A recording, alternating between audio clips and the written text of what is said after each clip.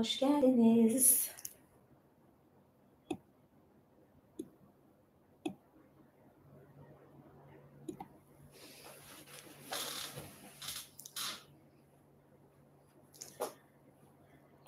Evet. Biraz bekleyeyim, herkes gelsin. Evet, şimdi daha iyi oldu.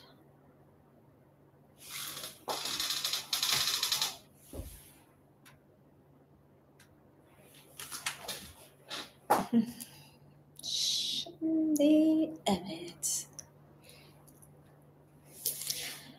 Bugün böyle beyazlarla içindeyim.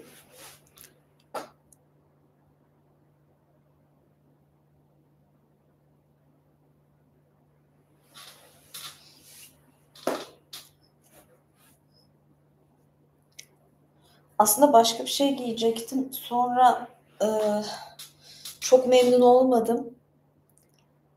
Ayakkabıyı da bunu seçmiştim falan böyle. Son dakika.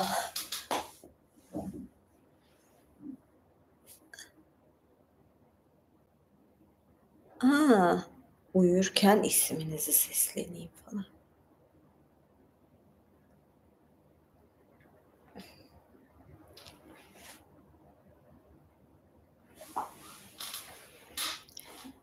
Neyse, evet, hoş geldiniz. Bugünkü yayınıma. Ne yapayım, şu yastığı da kaldırayım ya. Şöyle. Şimdi size ne masalı okuyayım? Alman masalı okuyayım diye düşünüyorum. Aslında başka şeyler de hazırlamıştım. Ama tam istediğim gibi olmayacağı için bugün uzun süredir masal okumadım. Masal okuyayım diye düşünüyorum. Ya olmamış diyenler falan da oldu ama yani ben bunu hazırlanana kadar, yani mesela bu ayakkabıları giyecektim. Böyle parlak bir ayakkabı. Üzerimdeki şeyle ve çorap uyumuyla çok beğenmedim. Yani belki içeride evet olabilirdi ama ondan sonra başka sebeple 3 defa yer değiştirdim.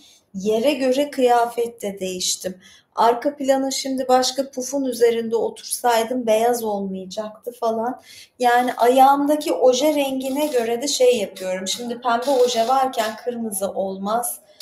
Tabanı kırmızı ayakkabı da olmaz. Yani böyle bir pembe sürüldüyse içine kırmızı asla giremez. Altı tabanı kırmızı ayakkabı da olmaz.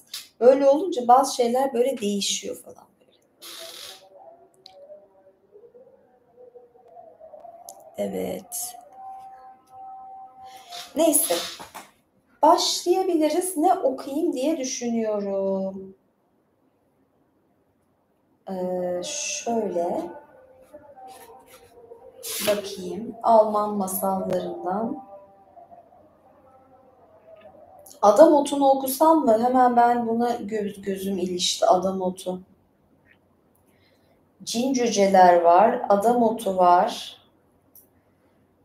Ak Hanım. Onu mu okusam yoksa? Adam Otu mu, Ak Hanım mı? Ak Hanım kaçtanmış? 181. Beyaz giyindim. Ak Hanım'ı okuyayım yani. İçeriye göre okuyoruz.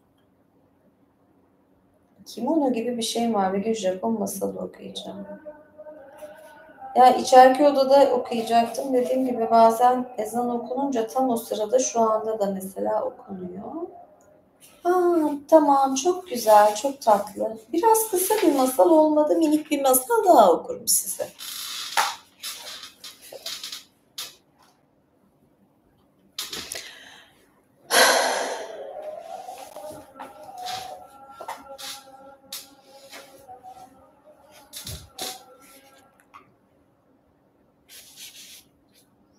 Şey gibi oturuyorum resmen. Tiziano'nun Venüsleri vardır. Böyle Venüs tasvirleri, onlar gibi oldu resmen ya.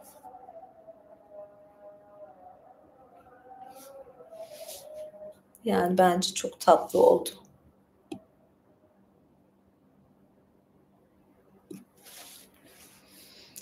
Evet. Bir varmış, bir yokmuş. Bundan asırlar önce St. Gaur kentinde yaşayan genç bir asilzade Ren Nehri'nin etrafındaki dağların gerisinde uzanan bir vadide ava çıkmış. Peşine takıldığı avı saatlerce kovalamış, en sonunda tepesinde Maus Kalesi'nin yıkıntılarının bulunduğu bir tepenin eteğine kadar gelmiş ve avını burada gözden kaybetmiş. Sıcak bir yaz gününün öğle saatleriymiş. Güneş bütün sıcaklığıyla genç asilzadenin tepesine vuruyormuş. Bu sıcakta geldiği yolu geri dönemezmiş. Bu yüzden tepeye tırmanıp kalenin gölgesinde dinlenmeye karar vermiş. Tepeye giden yol çok uzun sürmese de saatlerce av peşinde koşmuş ve yaz güneşi yüzünden neredeyse kavrulmuş asilzade surlardan birinin gölgesine zor atmış kendini. Şimdi biri bana bir ibrik şarap getirse ne güzel olurdu demiş kendi kendine, alnındaki teri gömleğinin koluyla silerek. O daha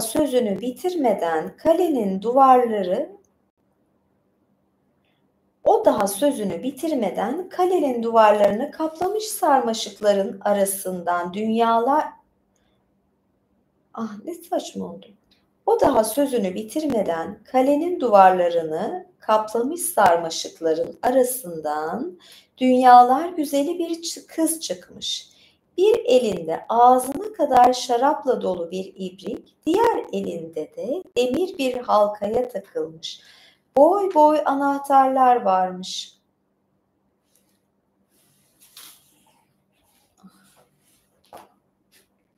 Kız baştan aşağı beyazlar içindeymiş.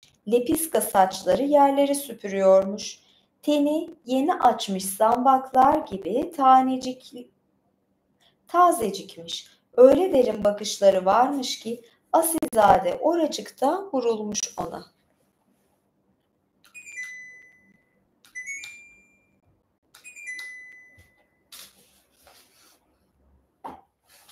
Evet. Şöyle rahat bir şekilde oturayım da. Al demiş kız nehirlerin akışını andıran sesiyle ve ibriği asilzadeye uzatmış. Sen istedin, ben de getirdim.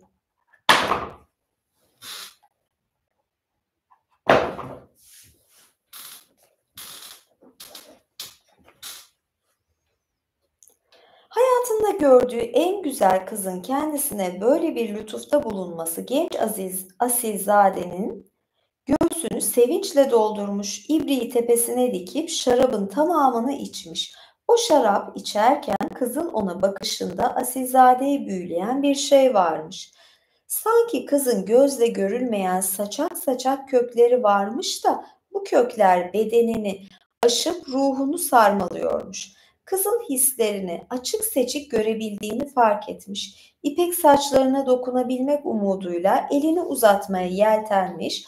Ancak kız insanı korkutacak bir hızla arkasını dönüp geldiği sarmaşıkların arasından gözden kaybolmuş.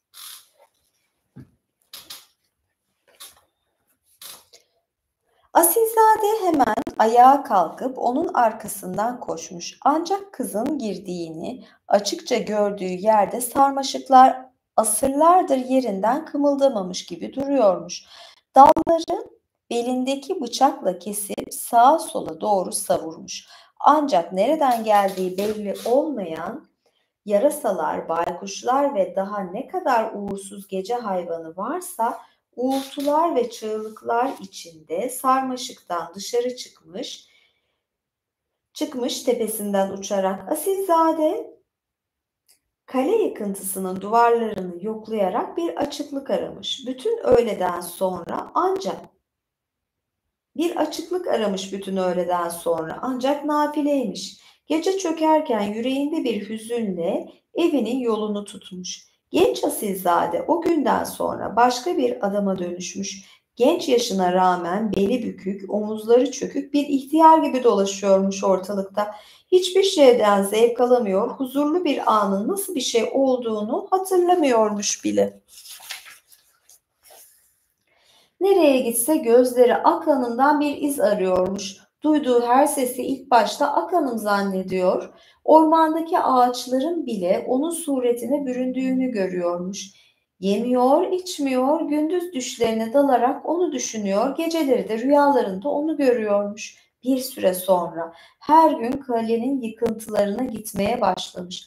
Artık ölmek üzere olduğunu hissediyor, ölmeden önce Akhan'ımı bir kez daha görmek istiyormuş. Yollarda güneş onu yakıp kavursa da önemsemiyormuş çünkü teninin içinde yanan ateş güneşten daha sıcakmış. Yağmurlarda ıslanıyor, kayaların arasında yuvarlanıyor, dikenlerin içine düşüyormuş ancak yine de kalenin yıkıntılarına giden tepeyi tırmanmaktan vazgeçmiyormuş. Ancak zaman da mekan da ona bir şey ifade etmiyormuş. Bütün benliğinin sadece tek bir arzusu varmış. Akhan'ımı bir kere daha görmek. Bir akşamüstü yeni yağmış bir yağmurda sırılsıklam olmuş halde kale duvarlarını kaplayan sarmaşıkları tek tek sökerken başından aşağı bir anda soğuk terler döküldüğünü hissetmiş.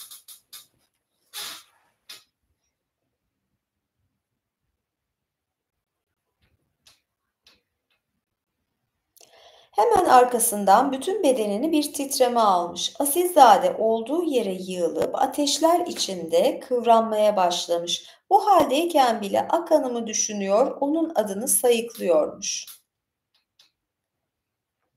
O anda sarmaşıkların arasından Akhan'ım çıkmış. Asilzade'nin başına eğilip ellerini tutmuş. Hiçbir şey söylemeden dudaklarına bir öpücük kondurmuş. Asilzade kendini hiç olmadığı kadar mutlu ve hafif hissetmiş. Sanki bir tüy parçasıymış da bahar zamanı esen ılık bir rüzgarla salınıyormuş gibi. Ertesi sabah iki oduncu sarmaşıkların dibinde onun cesedini bulmuş. Aa, Hakan'ım benim diyordum. Öpücüğümle ölebilirsiniz. Masal çok kısaydı. Bir tane daha okuyacağım galiba. Çünkü çok kısaydı. Size yetmemiştir.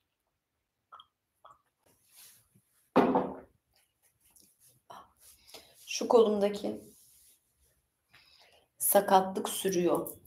Benim işimin bir parçası aslında kıyafet değiştirmek. Yani ona göre giyinip bir sürü kıyafet denemem gerekiyor bazen ve üstümü giyip çıkarmakta, hırka giyip çıkarmakta, çamaşır giyip çıkarmakta zorlanıyorum. Gerçekten çok zor. Yani hani herkesin şeyi işi ona göredir ya.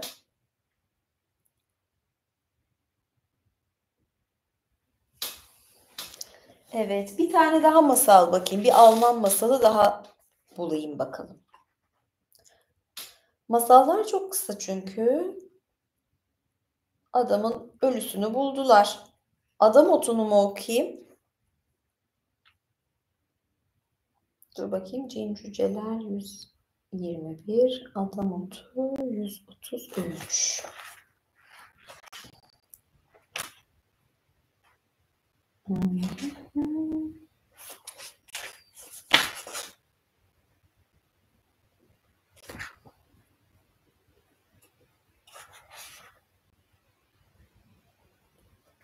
Adam otunu okuyacağım. Ses kısık mı geliyor? Duymuyor musunuz? Ses nasıl? Bakar mısınız? Evet. Hint masalları da var ama şimdi yani başlıkta hem Hint masalı hem Alman masalı olmaz o yüzden.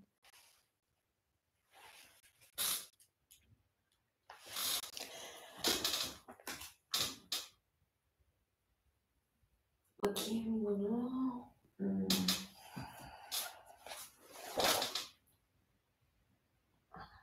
Bu da değişik bir şey.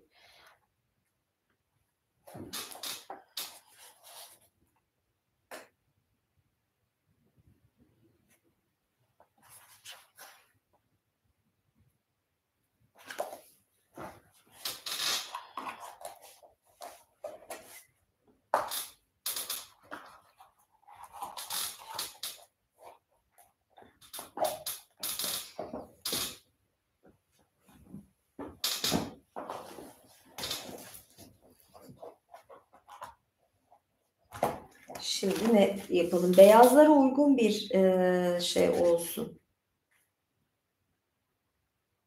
diye düşünüyorum. Tabut örtüsü. Onu mu okusam acaba?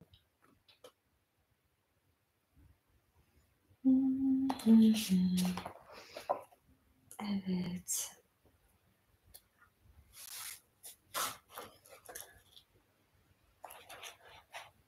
Neyse, Adam Otu'nu okuyacağım. En baştan beri o dikkatimi çekmişti.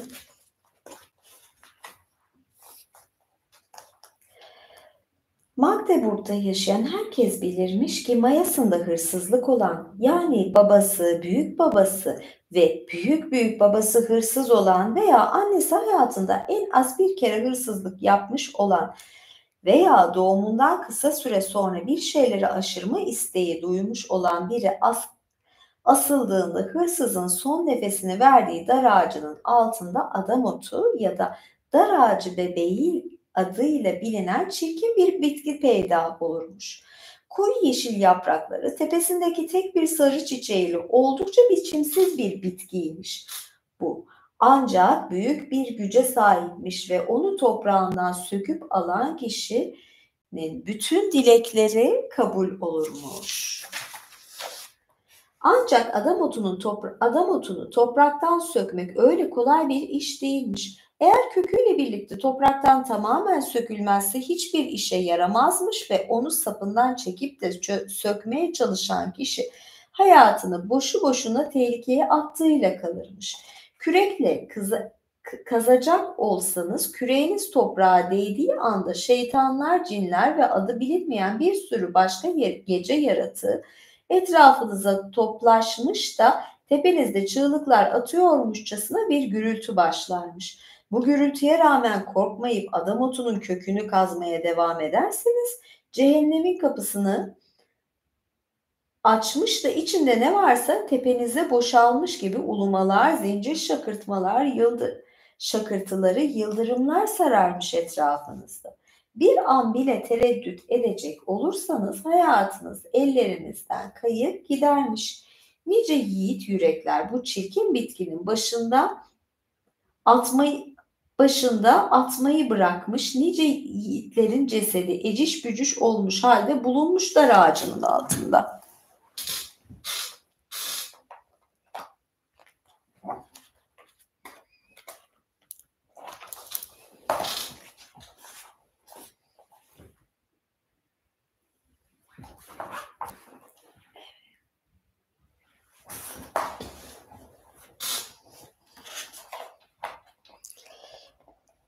Bu bitkiyi topraktan sökmenin bir yolu varmış elbette, ancak bunun için her şeyin doğru biçimde yapılması gerekirmiş. Hırsızın idamından sonraki ilk ayın ilk cuma günü adam otunun dar ağacının altında bittiğini herkes bilirmiş, ancak otun sadece o günün gecesinde sökülebileceğinden pek kimsenin haberi yokmuş. Adam otunu sökmeye niyetlenen kişi bir önceki geceden oruç tutmaya başlamalı ve güneş batmadan az evvel yola çıkmalıymış. Yanında vücudunda tek bir beyaz tüyü bile olmayan bir kara köpek bulundurmalıymış. Köpeği de kendisi gibi bir önceki geceden aç bırakmalıymış. Kişi gece yarısı yaklaşırken adam otunun bittiği yere gelmeli, duyma yetisini tamamen köreltmek için kulaklarına baş mumu veya pamuk tıkamalı ya da bal mumu diyordu. Saat tam gece yarısına vurduğunda eğilip adam otunun etrafındaki toprağı eliyle 3 haç çizmeli. Bitkinin etrafını yuvarlak bir şekilde kazarak kökü açığa çıkarmalıymış. Kök tamamen ortaya çıkıp toprakta sadece uçları kaldığında bitkiyi köpeğin kuyruğuna bağlamalı, daha bir gündür aç olan hayvanın biraz uzağına geçerek ona büyük bir parça et göstermeliymiş. Böylece köpek ete ulaşmak için olduğu yerden fırlayacak, kuyruğuna bağlı olan kökü sökecek, ancak daha ete ulaşamadan görünmez bir el boğazını sıkmış gibi düşüp ölecekmiş. Bunun üzerine kişi koşarak kökü hayvanın kuyruğuna bağlayan ipi çözmeli, adam otunu yanında getirdiği kırmızı şarapla yıkadıktan sonra ipek bir kumaşa sarmalı, köpeği adam otunu sökmek için kazdığı çukura gömdükten sonra kimseyle konuşmadan doğruca evine gitmeliymiş. Eve vardığında otunu 3 kilitli bir ahşap sandığa koymalı ve bitkinin gücünden faydalanmak için sandığın kapağını yalnızca her ayın ilk cuma günü açmalıymış. Adam otu her ziyaret edildiğinde sandığa tekrar koyulmadan önce yeniden kırmızı şarapla yıkanmalı ve yeni bir ipek kumaşa sarılmalıymış. Adam otuna geleceği sorduğunuzda size söylermiş. Ondan bir dileğiniz olduğunda bunu gerçekleştirirmiş, ancak her ayın ilk cuma günü ondan sadece bir şey isteyebilir, diğer dileğinizi veya sorununuzu diğer aya saklamanız gerekirmiş. Adam otuna sahip olan kişi düşmanlarından zarar görmez, hayatında hiçbir şey kaybetmezmiş. Adam otunu sökmeden önce fakir olanlar zenginleşir, kısır olanların boy boy çocukları olurmuş. Gece adam otunun sandığına koyulan her para, altın, mücevher sabah 2 katına çıkmış halde bulunurmuş. Adam otu bulmamız lazım. Adam otunun sahibi öldüğünde onu yalnızca mevtaanın en küçük erkek çocuğu miras olarak alabilirmiş. Ancak bunun için babasının tabutuna beyaz undan yapılmış bir somun ekmekle bir bozuk para koymalı, babasını toprağa bunlarla gömmeliymiş. Eğer en küçük erkek çocuğu babasından önce ölürse miras hakkı en büyük erkek çocuğuna geçermiş ve bu kez de büyük çocuk kardeşinin tabutuna ekmekle parayı koymalıymış. Eğer bu şartlar her seferinde yerine getirilirse bir adam otu kökü bir aileye nesiller boyunca refah ve bilgelik getirebilirmiş. Ancak tek bir şeyin bile yanlış yapılması adam otunun hizmet ettiği aile ile olan bağını koparır. Üstelik o saatten sonra ailenin üyelerinin başına ardı ardına talihsizlikler gelirmiş. Evet, adam otu ama yani birinin asılması falan gerekiyor yani. Dar ağacı bulacağız falan. Yani bayağı işi var. Köpek öldürüyorsun falan yani. Öyle bir durum. Evet. Şimdi herkes soruyor. Adam otu araştırıyor şimdi. Ama yani adam otu için diyorum ya şey lazım. Dar ağacı, idam cezası. Ay bu sefer de. Bir o tarafa bir bu tarafa şey yapıyorum. Evet, bugün böyle kısa 2 masal okudum. Bir dahakine ben bir mitoloji okuması yapayım diye düşünüyorum. Mitolojiyi özledik. Evet.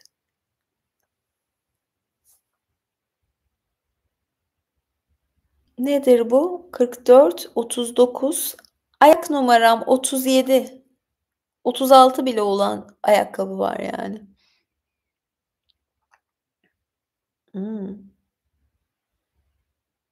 Boyum da 1.60. Evet. Neyse. Görüşmek üzere diyorum. Şimdi size duyurularımı yapayım, öyle şey yapalım. Belki bir iki soruda yanıtlarım.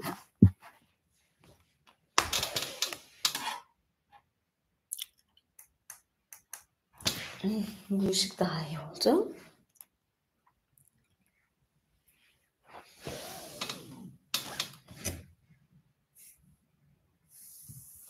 Evet. Şimdi ne diyordum? Sorularınız varsa alabilirim.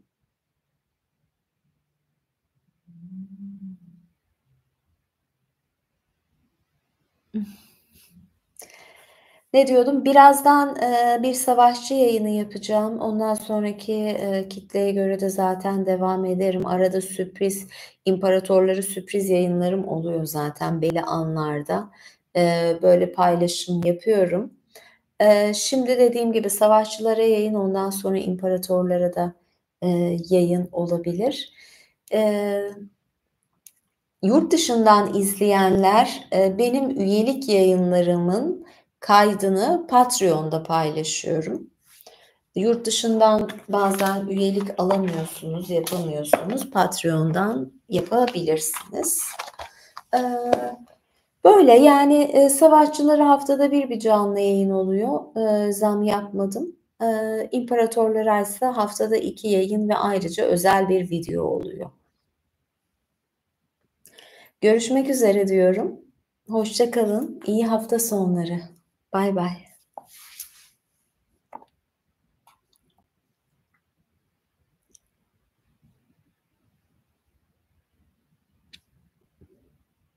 Şu sıra bir, özel soru var. O kadar da iyi değil, fena değil ama yani biraz var bazı sıkıntılar. Teşekkür ederim. Görüşürüz. İyi geceler, iyi hafta sonları.